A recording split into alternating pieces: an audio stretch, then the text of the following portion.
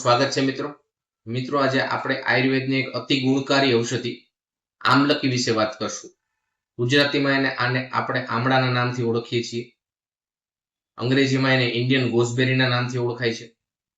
આજે આપણે આમળાના ગુણધર્મ, વાત પિત્ત અને કફ દોષ ઉપર આમળાની શું અસર છે એ જોઈશું. આમળાને કેટલા પ્રમાણમાં અને કેવી રીતના એનો ઉપયોગ કરવો જોઈએ, કયા કયા રોગમાં આમળાનો આપણે ઉપયોગ કરી શકીએ, એના વિશે માહિતી લેશું. મિત્રો, આમળા છે એ હરડેના જે પણ ગુણ છે એ બધા જ આમળામાં જોવા મળે છે. એટલે આમ જોઈએ તો માથાના વાળથી લઈને પગના નખ સુધી બધા જ રોગોમાં આમળા ઉપયોગી છે. આમળામાં વિટામિન સી અને એન્ટીઓક્સિડન્ટથી ભરપૂર હોય છે. આમળાના ગુણધર્મની વાત કરીએ તો આમળા છે ત્રિદોષ શામક છે, એટલે કે વાત પિત્ત અને કફ શામક છે.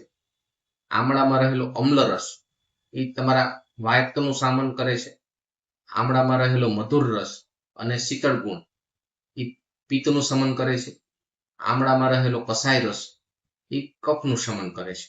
એટલે આમળા ત્રિદોષ શામક છે. આમળાના શું શું ફાયદા છે, કયા કયા રોગમાં એને ઉપયોગ કરી શકીએ, તો આમળા છે એને સંસ્કૃતમાં ઋષ્યા નામ પણ આપેલું છે, એટલે કે રસાયણ ઔષધિ છે.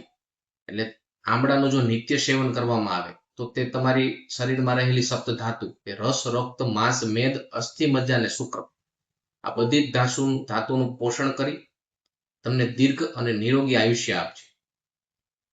તમને પેટની તકલીફ છે કે તમારું દીપન, પાચન, અનુલોમન, રુચિવર્ધક આમળાને કીધેલું છે કે જો તમારે જે તમે જમો છો એનું રેગ્યુલર પાચન નથી થતું, તમને ભૂખ નથી લાગતી, તમારા પેટમાં સતત બળતરા રહે છે, તમને કબજિયાતની તકલીફ રહે છે, તો એમાં બધે આમળા બહુ જ ઉપયોગી થશે. આમળાને એક ઉત્તમ હેર ટોનિક કીધેલું છે. આમળાનું નિત્ય સેવન કરવામાં આવે તો તમારા ખરતા વાળ અટકશે. વાળમાં જો ડેન્ડ્રફ હોય તો એમાં પણ ફાયદો થશે. નાની ઉંમરે જે વાળ સફેદ થવાનું જે છે એ ઓછું થશે. આમળા છે એ નેત્ર, આંખ માટે પણ બહુ હિતકારી ઔષધિ છે. જો તમારું HB લેવલ ડાઉન છે તો આમળાનો ઉપયોગ કરવામાં આવે તો એમાં રહેલો વિટામિન સી ના લીધે તમારું HB લેવલ વધશે, એમાં વધારો કરશે. જો તમે ડાયાબિટીક દર્દી છો, જેમને ડાયાબિટીસ છે, તો આમળાનો પાવડર અથવા તો આમળાનો જ્યુસ ને હલ્દી એટલે કે હળદર સાથે સવારે ને સાંજે લેવામાં આવે તો બહુ જ ફાયદો કરશે.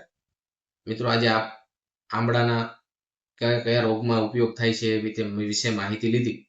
હવે આપણે આમળાને કયા કયા પ્રકારે ઉપયોગ કરી શકીએ એ જોશું.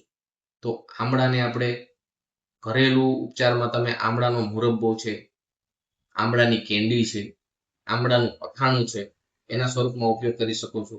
આમળાનો પાવડર તમે બનાવી અને 3 થી 6 ગ્રામ એટલે કે અડધી ચમચી સવારે ને સાંજે પાણી સાથે લઈ શકો છો.